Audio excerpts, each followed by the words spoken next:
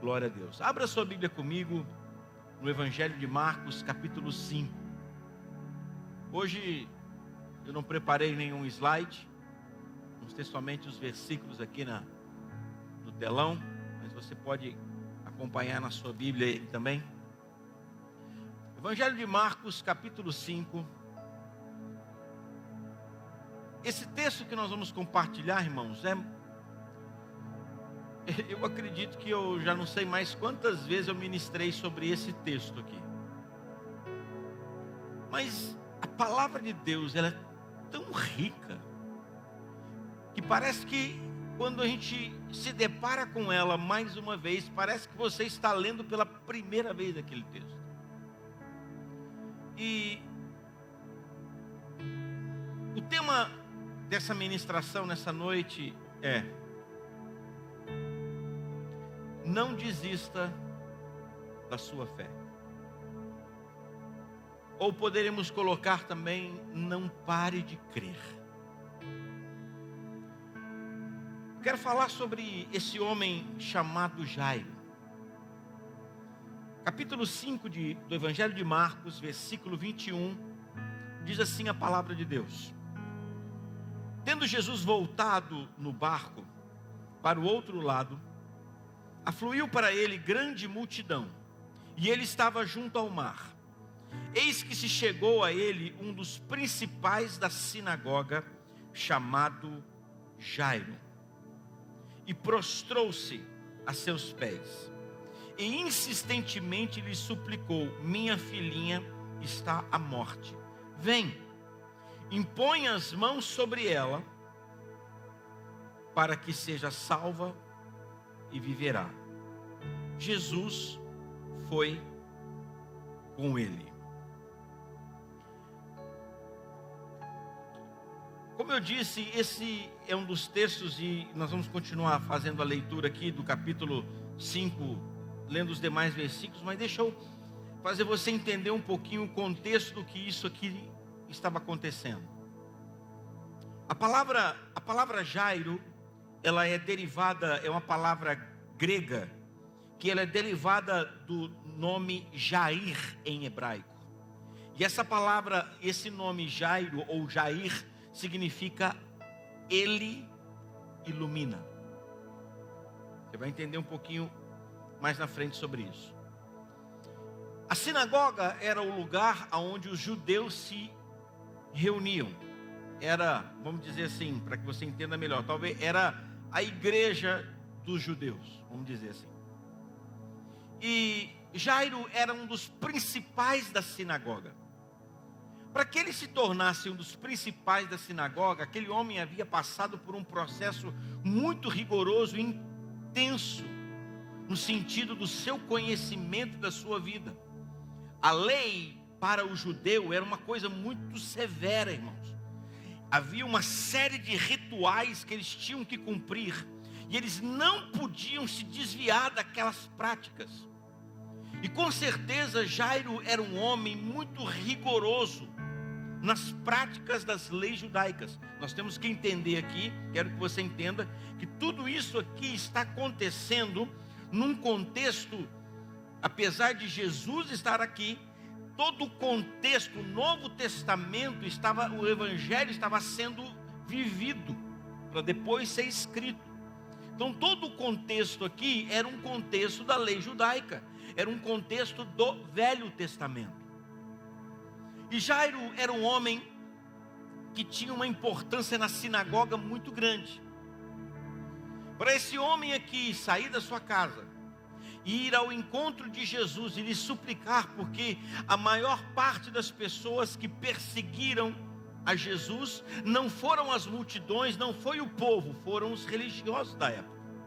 Eram os fariseus, eram os saduceus, eram os escribas. Foram essas pessoas que frequentavam e participavam de uma sinagoga, eram essas pessoas que perseguiam a Jesus, porque olhavam para Jesus e olhavam para as Escrituras e não conseguiam enxergar Jesus como Messias.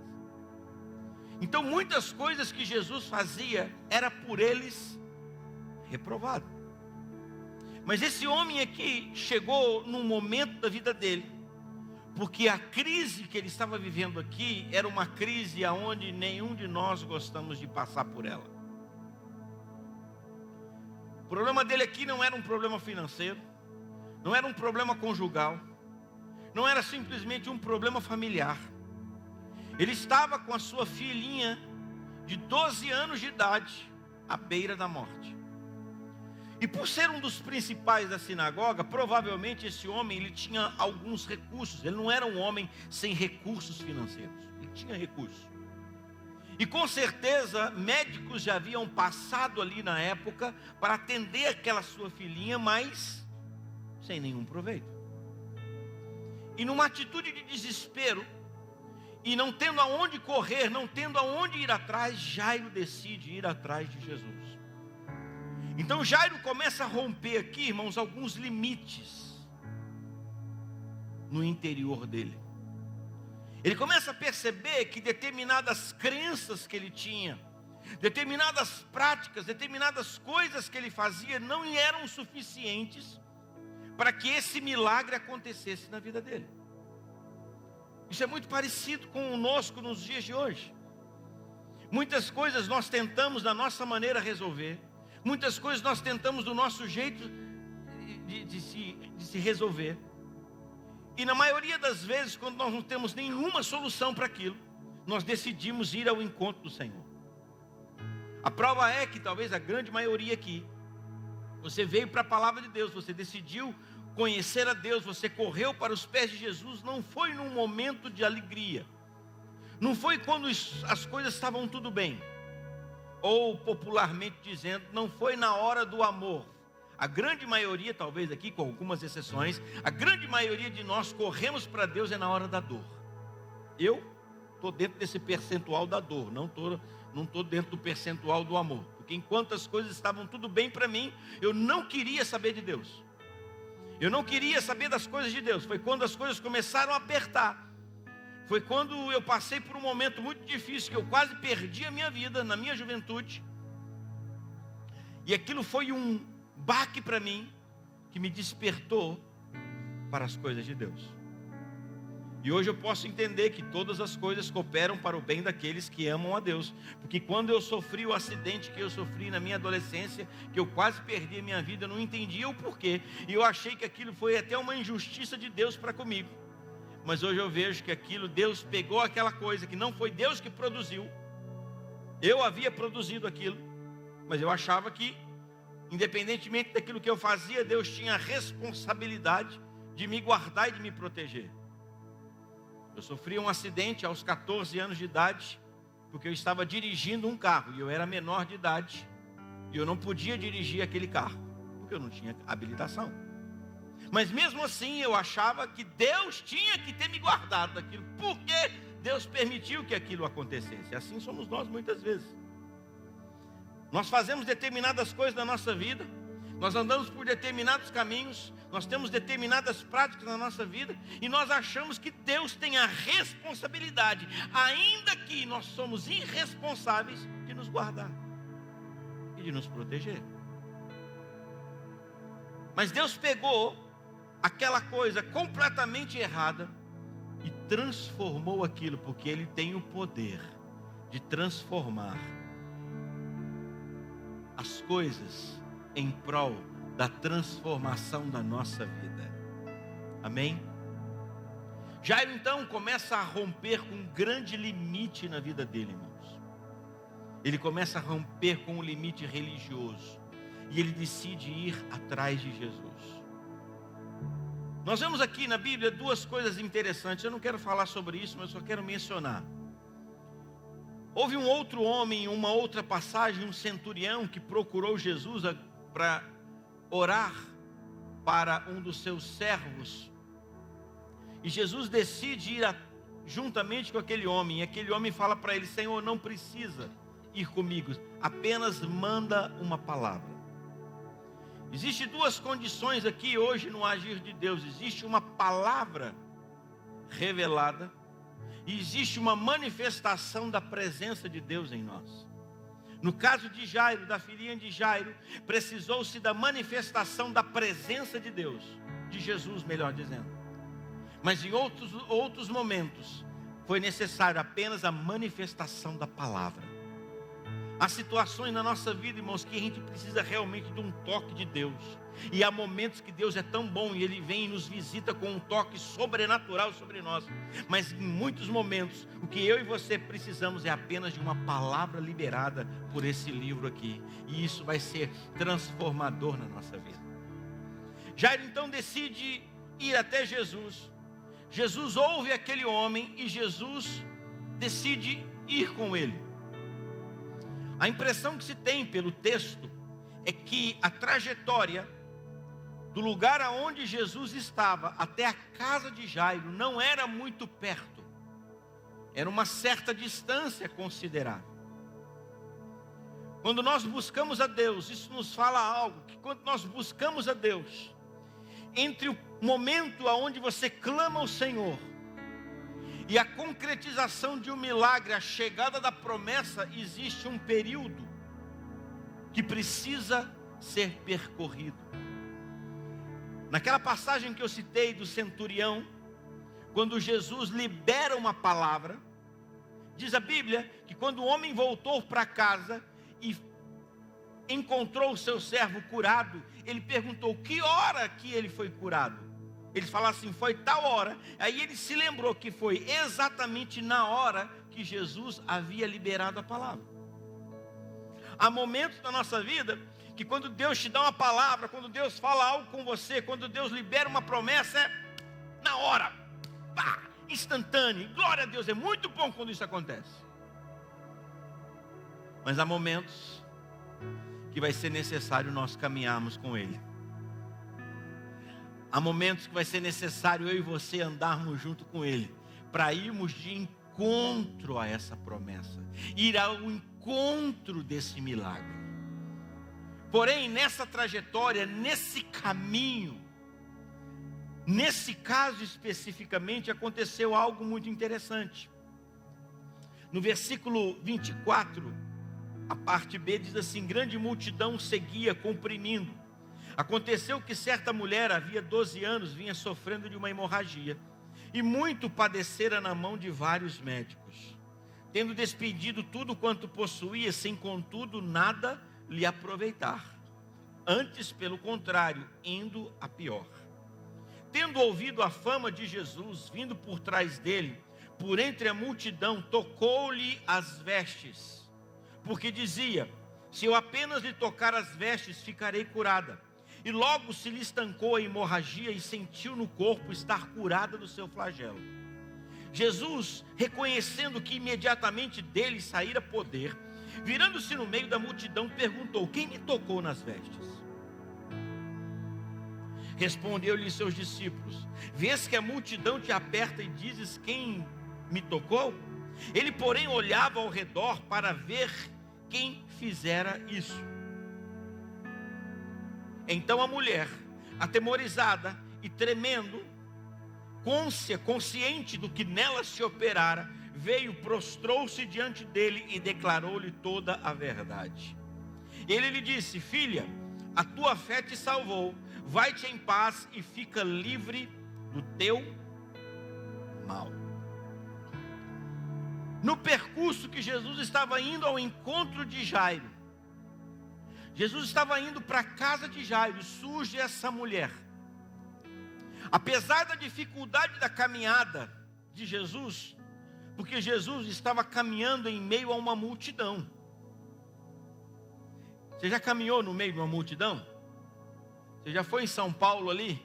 E você tentou pegar o metrô naquele horário de pico, no final do dia, ou às 11 da manhã, ou meio-dia, naquele pico ali, você entra ali naqueles corredores e de repente parece que você já nem mais precisa dar o passo, você só solta o corpo e a multidão vai te empurrando, não é verdade? Ou num estádio de futebol, é assim que funciona. E Jesus estava caminhando no meio de uma multidão, diz a Bíblia. E você não caminha com rapidez no meio de uma multidão. E eu fico imaginando, irmãos, porque eu gosto muito de me colocar quando eu estou lendo a palavra, eu gosto muito de me colocar no meio do texto, como eu reagiria no meio daquela circunstância ali.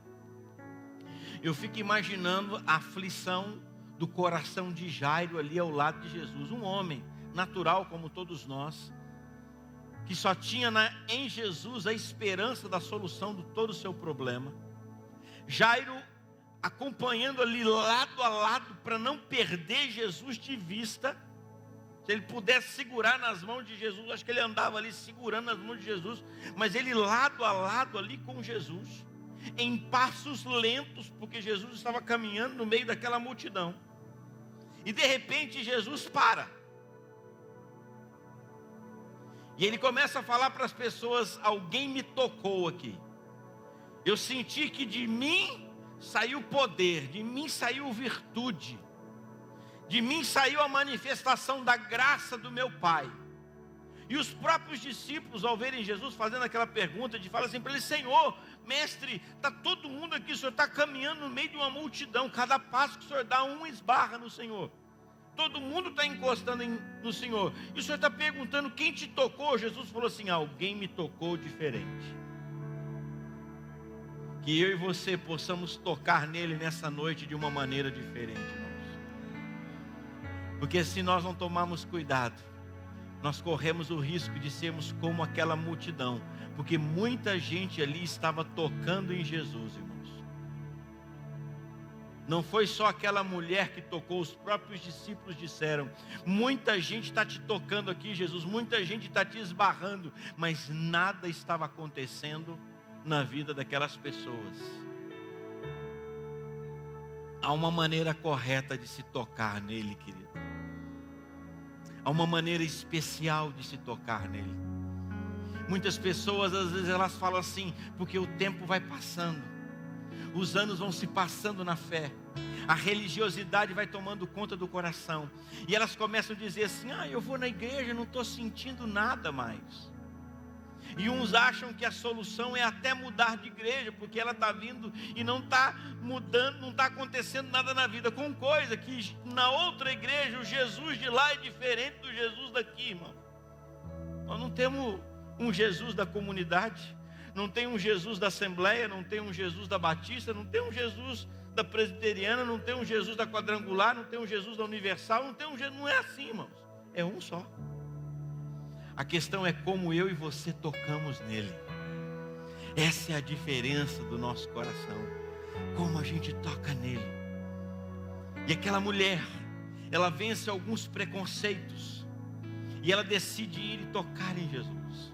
E quando Jesus para, o coração de Jairo fica mais aflito ainda, e nada de ninguém se manifestar, e Jesus perguntando, e ele viu que Jesus não ia seguir adiante, sem que a resposta dele fosse concretizada, se ele não descobrisse quem o tocou. Se eu tivesse ali, eu acho que eu dava, conhecendo meu temperamento, eu acho que eu dava uma força para Jesus, eu falava assim: gente, vamos lá, ei, fala, gente, pelo amor de Deus, por favor, fala logo quem tocou, nós estamos com pressa, minha filhinha está doente em casa, está quase morrendo, libera o homem, gente, libera o homem aí para mim, vamos, quem tocou nele, fala logo. Eu faria isso, não sei você. E aquela mulher estava com medo. Por que que aquela mulher estava com medo? Ela não estava com medo de Jesus, pelo fato dela ter tocado em Jesus, porque ela sabia, porque ela já tinha dito isso, que se ela tocasse nas vestes dele, ela já tinha ouvido falar da fama dele, ela sabia quem ele era. Ela não estava com medo dele, ela estava com medo das pessoas. Por quê? Porque lembra que eu falei agora há pouco? Que nós estamos vivendo aqui, Jesus estava vivendo aqui, um contexto não era da graça, mas era um contexto do Velho Testamento. Segura o dedo aí em Marcos e abra comigo lá em Levíticos capítulo 15, lá no Velho Testamento. Levíticos capítulo 15. Olha o contexto que essa mulher estava vivendo.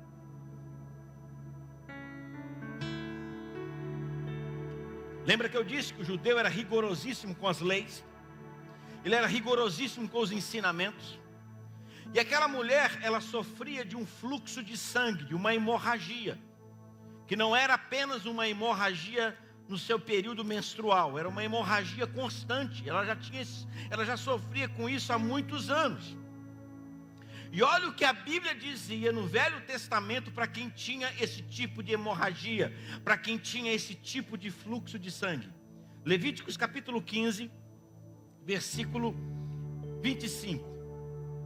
Também a mulher, quando manar fluxo no seu sangue, por muitos dias fora do tempo da sua menstruação, ou quando tiver fluxo de sangue por mais tempo do que o costumado, que era o caso dela, ok? Todos os dias do fluxo será imunda. Nos dias da sua menstruação, como toda cama que se deitar durante os dias do seu fluxo, ser-lhe-á como a cama da sua menstruação, e toda coisa que se assentar será imunda, conforme a impureza da sua menstruação. Quem tocar estas será imundo, portanto lavará as suas vestes, banhar-se-á em água e será imundo até a tarde. Volta comigo lá para Marcos capítulo 5.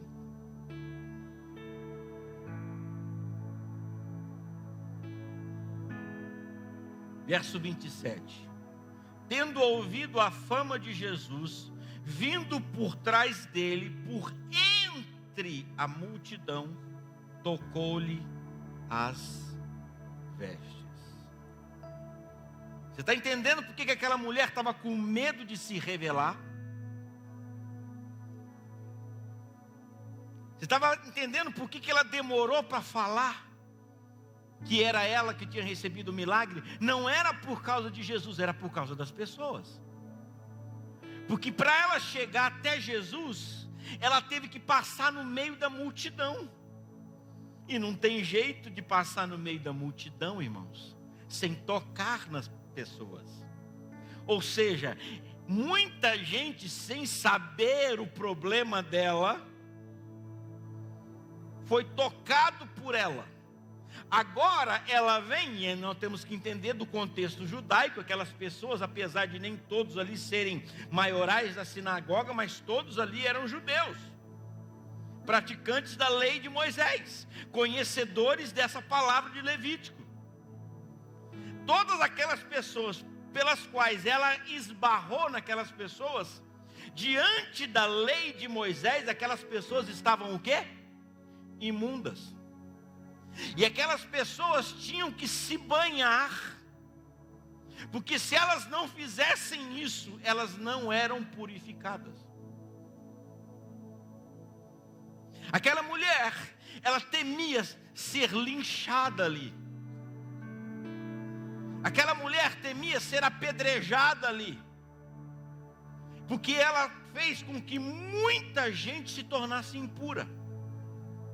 E muita gente teria que parar o percurso que ela estava fazendo, teria que voltar para casa, se banhar e esperar até a tarde. Ela não poderia fazer mais nada, tinha que esperar até a tarde para ficar limpa novamente. Olha, me entenda bem, olha o transtorno que aquilo ia se tornar na vida daquelas pessoas. Por isso o medo dela de se revelar. Mas quando ela viu que Jesus estava insistindo tanto, ela vai e revela. Jesus libera uma palavra para ela: filha, vai-te em paz, a tua fé te salvou. Quem estava do lado dela? Quem estava do lado de Jesus no comecinho da história? Um homem chamado o quê? Jairo. Agora preste atenção. Esse homem agora estava diante de um novo impasse. Ele estava diante de um novo problema. Porque apesar de ele ter rompido a barreira religiosa dele, de ir até o encontro do Senhor Jesus e pedir para Jesus curar a filha dele, agora imagine só, diante das crenças dele, diante da lei, daquilo que ele acreditava, quando aquela mulher tocou em Jesus, pela lei pelo texto que nós acabamos de ler, Jesus havia se tornado o quê? Impuro. E agora, um homem impuro ia tocar em quem? Na filha dele. Você começa a perceber aqui que, na verdade, antes de Deus operar uma cura, um milagre na filha de Jairo, primeiro houve uma cura, houve um milagre na vida de Jairo. Muitas vezes nós estamos buscando a Deus para a solução de determinados problemas da nossa vida. Muitas vezes nós estamos clamando a Deus para resolver uma situação. E você já percebeu que em determinados momentos, determinadas vezes, Deus começa a mexer em áreas completamente diferentes da nossa vida. Deus começa a trabalhar em áreas que não tem nada a ver com aquilo que você está necessitando, naquilo que você está focando naquele momento ali.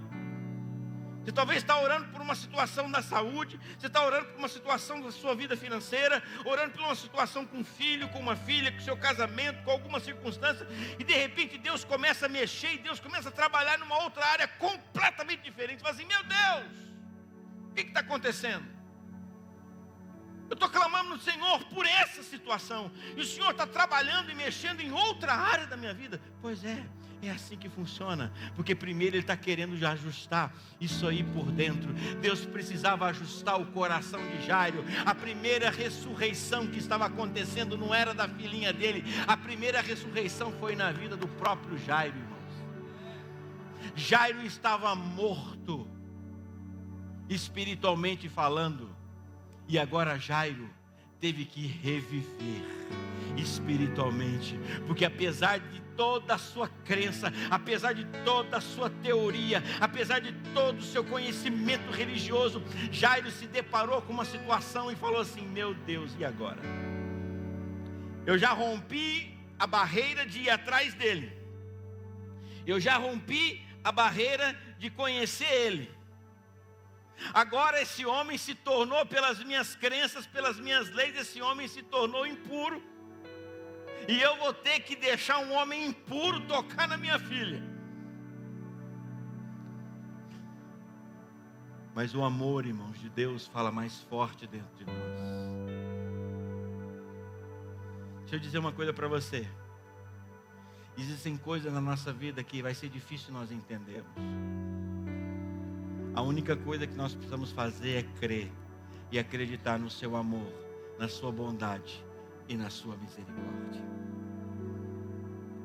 Olha o que acontece aqui no texto aqui. Versículo 35. Falava ele ainda, quando chegaram alguns da casa do chefe da sinagoga, a quem disseram: tua filha já morreu, porque ainda incomodas o mestre. A notícia mais temida na vida daquele homem, irmãos, chegou. A sua filhinha está morta. Não adianta mais incomodar o mestre. Quando a gente fala em morte, o que a gente vê às vezes na televisão, em filmes, e às vezes até na prática, fala de fechar os olhos, né? Morrer fala do quê? Fechar os olhos. E fechar os olhos fala do quê? Escuridão. Sim ou não? Mas você lembra agora há pouco, alguns minutos atrás, o que significa o nome Jairo? Ele ilumina. Ele ilumina. Não importa o tamanho da escuridão, não importa o estado dos seus olhos, Ele é aquele que te ilumina. Ele ilumina. Ele ilumina. quando Jairo recebe aquela notícia, irmãos, versículo 36, mas Jesus, sem acudir a tais palavras, disse ao chefe da sinagoga: não temas, crê somente. Não temas, crê somente. Porque naturalmente falando, humanamente falando, no sentimento da nossa alma, das nossas emoções, qual seria a atitude ali natural de Jairo? Era chegar para Jesus e falar assim: ô Jesus, obrigado. Quase deu. Quase deu. Olha, eu vou mais longe para falar com o Senhor. Se não fosse aquela mulher ter dado aquela atrasada, teria dado tempo. Ó, Jesus, faltou só um pouquinho, mais 15 minutos, mais 30 minutos, ó, talvez foi o tempo que o Senhor perdeu com aquela mulher lá. Ó. Você já percebeu que parece que tem horas que tem pessoas que parece que atravessam na nossa frente na hora da bênção, sim, irmãos? Já percebeu que tem hora que parece que tem gente que você está convivendo com ela, você está junto com ela e de repente parece que o milagre começa a acontecer na casa dela primeiro do que na sua casa, e você começou a pedir por aquilo por mais tempo do que ela. Às vezes você está há 5 anos na fé e de repente chega uma pessoa e com 6 meses ela está orando, e de repente aquele milagre, aquela bênção que você estava pedindo para você aconteceu na vida dela, e você já está na fila há muito mais tempo e parece que ela cortou a fila e entrou na sua frente. Deixa eu dizer uma coisa para você: ninguém corta a fila com o Senhor. Ninguém entra na frente de ninguém. A questão é que Deus tem o tempo e Deus tem um momento para todas as coisas na nossa vida. Na verdade tem muitas coisas, não é que está demorando, na verdade é que nós não estamos preparados para receber ainda naquele exato momento que Deus quer produzir dentro de nós. E quando Jesus vira para Jairo e fala assim para Jairo: Jairo, não temas, Jairo, crê somente. O que Jesus estava dizendo para Jairo ali era o seguinte: Jairo, continue andando comigo. Jairo, não desista. Jairo, para aqueles homens havia acabado, porque eles falaram assim, na cabeça deles Jesus tinha um limite. Tem muita gente, irmãos, que põe um limite na ação e na manifestação de Deus. Deus pode agir até aqui, daqui para cá não vai mais. E mais para lá, então, aí é praticamente impossível. Querido, em nome de Jesus, não limite o seu Deus. Não coloque Ele dentro de uma caixa, porque Ele é o Todo-Poderoso. Não há limites para o seu poder, não há limites para a manifestação da sua graça, não há limites para o seu amor, para a sua bondade, para a sua misericórdia, para o seu agir. Não há limites. Aqueles homens disseram assim: não precisa mais incomodar o mestre, sua filha já morreu, acabou, Jairo. E Jesus fala para ele: Jairo, faz o seguinte, continua comigo, continua comigo, continua comigo, não me deixe, porque se você não me deixar, você vai ver a manifestação do meu poder. E crer não é entender, crer é confiar. Crer é descansar.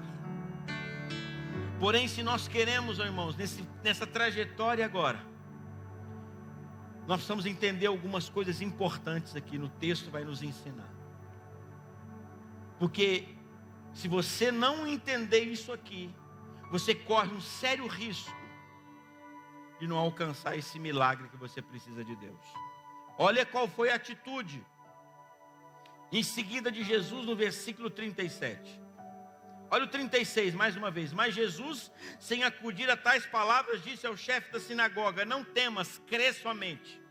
Olha o 37. Contudo, não permitiu que alguém o acompanhasse, senão Pedro e os irmãos Tiago e João. Preste atenção aqui. Esse acompanhar aqui, você vê pelo texto, porque no versículo 38 diz assim: chegando à casa do chefe da sinagoga. Contudo, verso 37, contudo não permitiu que alguém o acompanhasse. Esse acompanhar fala de continuar no caminho. Não havia ainda chegado na casa. Às vezes eu li esse texto, eu não me atinava, eu não parava para prestar atenção. Eu pensei, por ler às vezes de uma maneira muito rápida, sem a devida atenção. Eu achava que Jesus não deixou de ir com ele, entrar dentro da casa todo mundo. Só levou Pedro, Tiago e João. Mas não é isso que o texto diz. Por quê? Porque para o milagre acontecer, querido, o caminho agora é muito importante. Por isso que nós precisamos tomar cuidado quem anda conosco no caminho. Porque imagina só, Jesus com a multidão, com os 12 dele, e mais os caras que vieram dar notícia. E Jairo ali, provavelmente, irmãos, o texto não diz, mas eu acredito que aquele homem entrou num pranto. Aquele homem começou a chorar. Imagina só, essa multidão, aqueles que vieram dar notícia, agora não incomoda mais o mestre, porque para aqueles homens Jesus não podia fazer mais nada. Jesus tinha outros discípulos também que não estavam maduros o suficiente para determinados momentos. E juntava com a multidão toda incrédula. Imagina o burburinho que havia no meio do caminho até chegar na casa. Ih, gente, agora não tem mais jeito não. Não tem mais solução. É verdade, não. Enquanto ela estava doente, enquanto ela não tinha morrido, podia até ter uma esperança, né? Mas agora que ela já morreu, né? Imagina esse burburinho do caminho, irmãos. O problema de muita gente é que fica ouvindo o burburinho no caminho da fé, irmãos. Jesus falou assim: só vai comigo Pedro, Tiago e João, e o pai e a mãe. Vocês toda a multidão, os demais discípulos também de Jesus, Tomé, Bartolomeu, Judas, os outros, ainda que fossem discípulos de Jesus, vocês vão ficar tudo aqui, vocês não vão chegar nem até a casa. Eu vou na casa, porque agora eu preciso de gente que vai falar a minha linguagem. Eu preciso de gente que vai crer como eu creio. Deixa eu dizer uma coisa para você: cuidado com quem você anda, porque tem gente que rouba a sua fé. Tem gente que te desanima com relação às coisas de Deus. Tem gente que te desanima, e igreja é tudo igual, pastor não sei o que lá, dinheiro, isso aqui, não sei o que lá, eu vou, não foi fulano, não, fulano falou isso, fulano falou aquilo. Cuidado com quem você anda, querido. Esse é o problema. Jesus selecionou para determinados momentos que ele precisava ter o agir dele, ele precisava manifestar o poder dele. Então vai andar comigo aqui quem tem fé. Só vai Pedro, Tiago e João. Foram os mesmos que subiram com ele no monte da transfiguração. Há momentos na vida da gente, irmãos, que nós precisamos de gente de fé do nosso lado. Você precisa de gente que vai te jogar para cima, porque para te jogar para baixo tem um monte de gente aí. Você precisa de gente que vai te animar. Você precisa de gente que vai te fortalecer, porque te desanimar, tem um monte de gente que vai te desanimar. Que quando a gente senta na mesa, quando você senta na mesa, duas coisas podem, a comida pode te fazer produzir duas coisas na sua vida. Ou ela vai te alimentar, ou ela vai te envenenar. Tem gente que você senta com ela para conversar, você senta na mesa para ter comunhão com ela, em vez de você sair alimentado, você sai envenenado. Porque ela te leva para longe das coisas de Deus. Ela tenta te afastar da igreja, ainda que ela esteja aqui dentro. Não. Você começa a se envolver com isso aqui. Não, cara.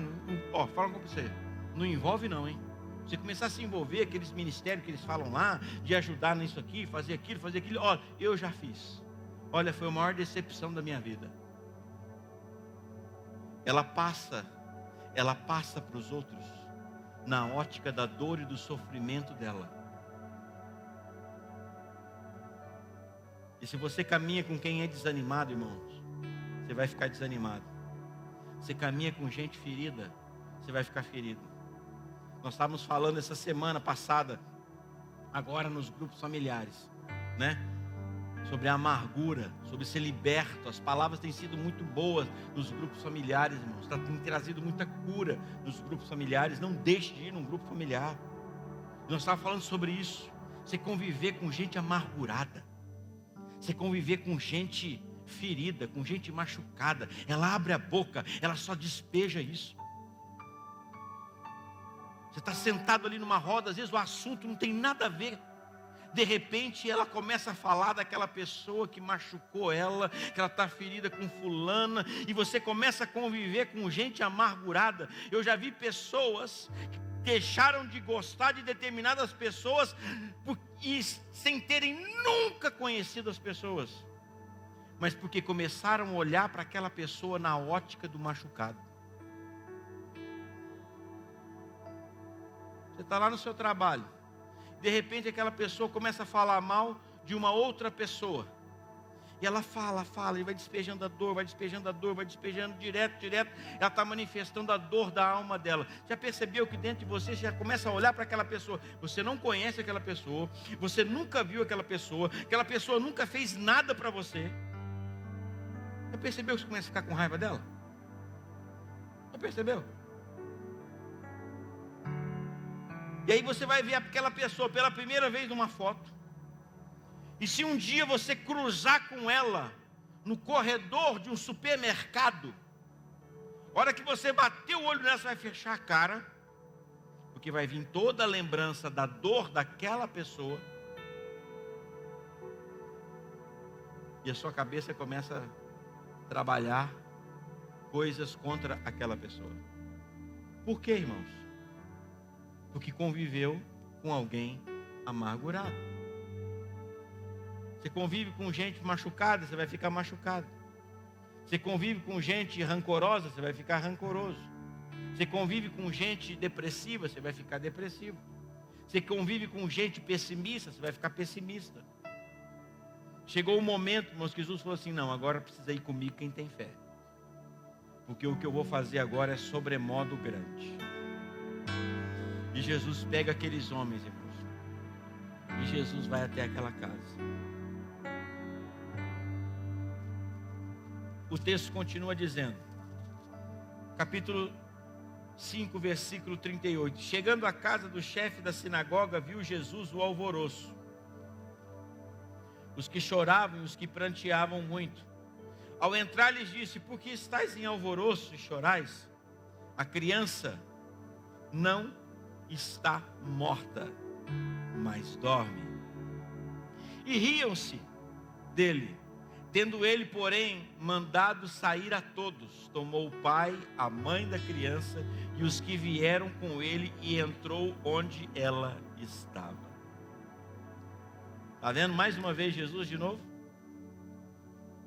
Tirou todo mundo, tirou toda a incredulidade, porque determinados milagres, irmãos, para acontecer, não dá certo incredulidade caminhar junto. Ou você decide ter fé, e para você ter fé e para você crer, você precisa andar com quem crê. Para você tomar posse de determinadas coisas, você precisa arrancar do seu caminho gente que te desanima, gente que te joga para baixo, gente que não vibra junto com você, gente que não torce junto com você para o seu sucesso, gente que não torce para o milagre, gente que sempre vai colocar um ponto de interrogação naquilo que Deus está falando com você. Tome cuidado com isso, porque isso prejudica o nosso caminhar. Jesus mandou sair todo mundo, e quando as pessoas saem, olha o que acontece. Verso 41, tomando-a pela mão, disse: Talita cumi, que quer dizer, menina, eu te mando, levanta-te. E a menina se levantou e pôs-se a andar, pois tinha 12 anos. Então ficaram todos sobremodo admirados. Preste atenção em duas coisas interessantes aqui. Quando ele pega a menina e ele libera a palavra, a menina estava morta, irmãos. Preste atenção nisso. Muitas vezes, nós não podemos fazer absolutamente nada em determinadas situações. Mas quando o Senhor vem e Ele nos dá uma palavra, e Ele ressuscita aquela área da nossa vida, aí já não é mais com Ele, aí passa a ser conosco. Porque a menina ressuscitou, e ela pôs-se a andar. Ela não foi Jesus que andou por ela, porque andar faz parte de quem está vivo. Aquela menina não podia ficar paralisada apenas. Não se sabe quanto tempo o corpo dela ficou sem vida. Poucos minutos sem oxigenação no sangue, no cérebro, produz sequelas enormes na vida de uma pessoa. Não sou um especialista nisso, mas já ouvi dizer, poucos minutos produzem sequelas enormes no corpo de uma pessoa.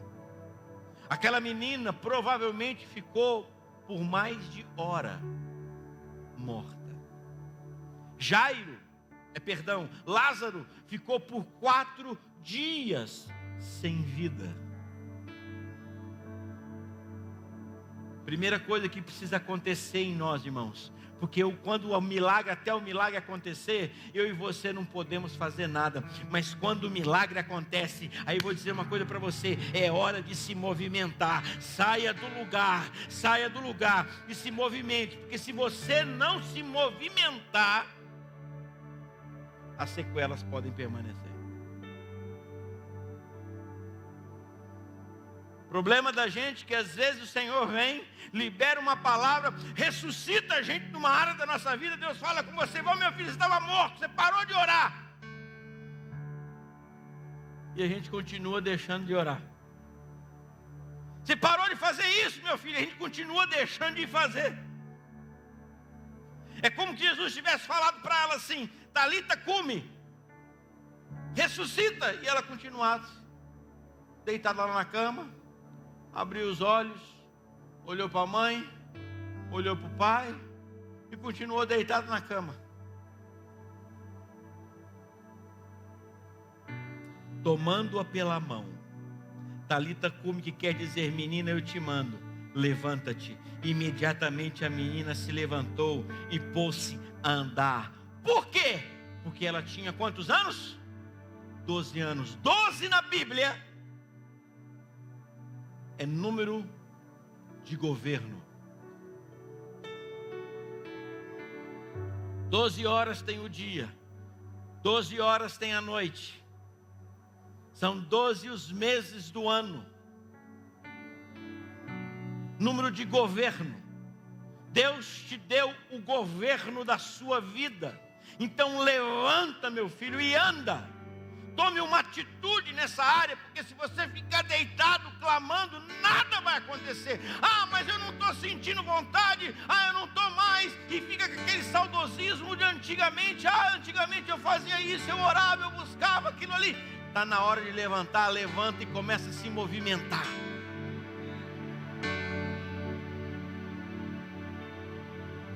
E em seguida, versículo 43, nós já vamos orar. Mas Jesus ordenou-lhes expressamente que a ninguém soubesse, e mandou que dessem de comer a menina.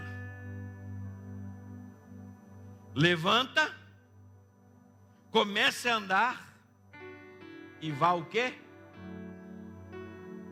Comer.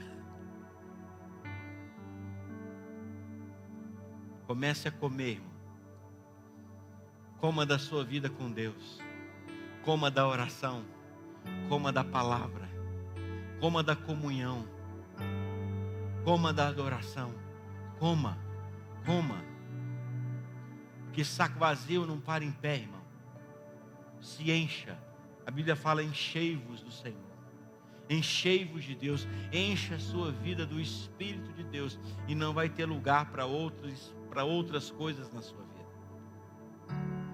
Está na hora de nós nos levantarmos, amém? Está na hora de tomarmos uma atitude, está na hora de você olhar para a palavra, olhar para aquilo que Deus tem para você e decidir crer na promessa de Deus. Se for preciso tirar determinadas coisas do seu caminho, tira, irmão. A Bíblia fala: é melhor entrar sem um olho no céu do que ir com os dois para o inferno. Arranca da sua vida aquilo que te leva para longe da presença de Deus. Arranca da tua vida aquilo que te faz pecar.